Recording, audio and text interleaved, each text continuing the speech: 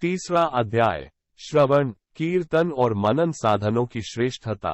व्यास जी कहते हैं, सूत जी के वचनों को सुनकर सभी महर्षि बोले, भगवान आप वेदतुल्य अद्भुत एवं पुण्यमयी शिव पुराण की कथा सुनाइए।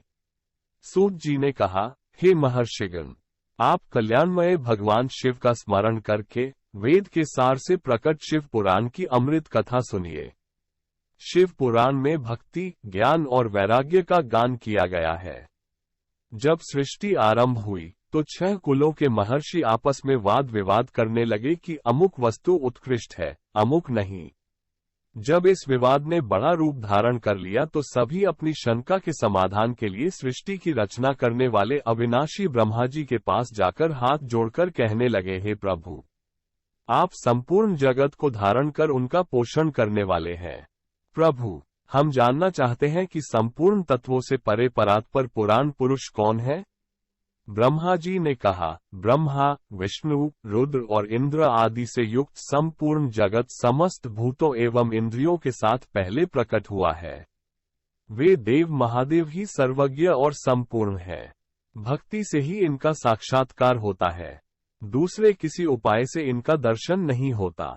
भगवान शिव में अटूट भक्ति मनुष्य को संसार बंधन से मुक्ति दिलाती है। भक्ति से उन्हें देवता का कृपा प्रसाद प्राप्त होता है। जैसे अंकुर से बीज और बीज से अंकुर पैदा होता है, भगवान शंकर का कृपा प्रसाद प्राप्त करने के लिए आप सब ब्रह्मर्षि धरती पर सहस्रों वर्षों तक चलने वाले विशाल यज्ञ करो।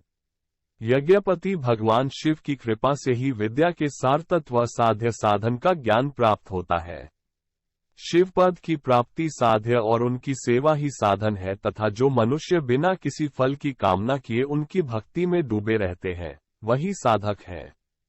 कर्म के अनुष्ठान से प्राप्त फल को भगवान शिव के श्रीचरणों में समर्पित करना ही परमेश्वर की प्राप्ति का उपाय है, तथा यही मोक्ष प्राप्ति का एकमात्र साधन है। साक्षात महेश्वर ने ही भक्ति के साधनों का प्रतिपादन किया है।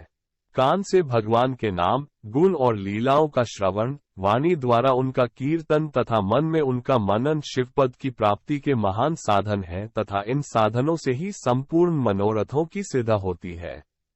जिस वस्तु को हम प्रत्यक्ष अपनी आंखों के सामने देख सकते हैं, उसकी तरफ आकर्षण स्वाभाविक है, परंतु जिस वस्तु को प्रत्यक्ष रूप से देखा नहीं जा सकता, उसे केवल सुनकर और समझकर ही उसकी प्राप्ति के लिए प्रयत्न किया जाता है। अतः श्रवण पहला साधन है। श्रवण द्वारा ही गुरु मुख से तत्व को सुनकर श्रेष्ठ बुद्धि वाला विद्वान अन्य साधन कीर्तन और मनन की शक्ति व सिद्धि प्राप्त करने का यत्न करता है।